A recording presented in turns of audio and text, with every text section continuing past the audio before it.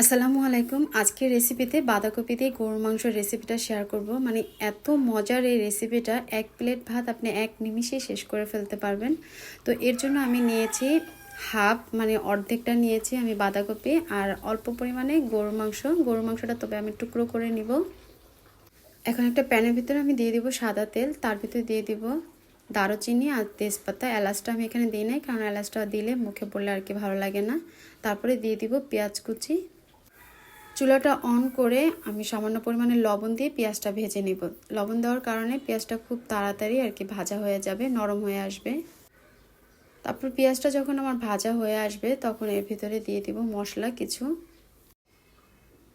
তো আমি এখানে হাফ টেবিল চামচ দিয়েছি রসুন বাটা, হাফ টেবিল চামচ দিয়েছি আদা বাটা, আর মরিচের গুঁড়া দিয়েছি 1 টেবিল চামচ, আর রাঁধুনি গরু মাংসের মশলা থেকে 1 টেবিল চামচ দিয়েছি। তবে আপনারা চাইলে এটা স্কিপ করতে পারেন।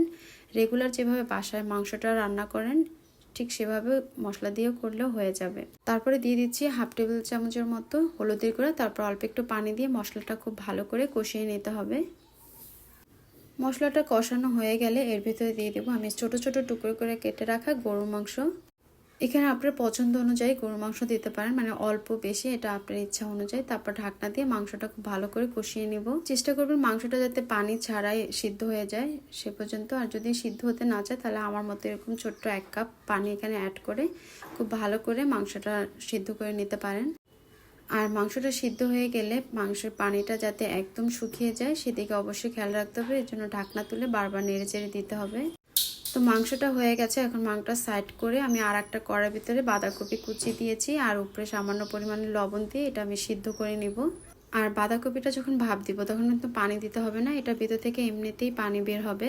তো চাইলে এটা পানিটা ফেলেও দিতে পারেন, আবার একদম চুলায় জাল দিয়ে শুকিয়েও নিতে পারেন। তো এখন আর একটা কড়াইয়ের ভিতরে আমি সাদা তেল দিয়ে তার ভিতরে কাঁচামরিচ আর পেঁয়াজ কুচি দিয়েছি, সামান্য পরিমাণে একটু লবণ দিয়েছি, আর গোলমরিচ গুঁড়া দিয়েছি হাফ টেবিল চামচ।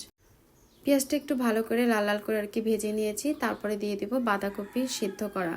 এখানে আমার 80% মতো আর কি বাঁধাকপি সিদ্ধ করা হয়েছে। একেবারে সিদ্ধ করা না, আর খুব বেশি কুচাবেন না, তাহলে কিন্তু ভর্তা ভর্তা হয়ে যাবে।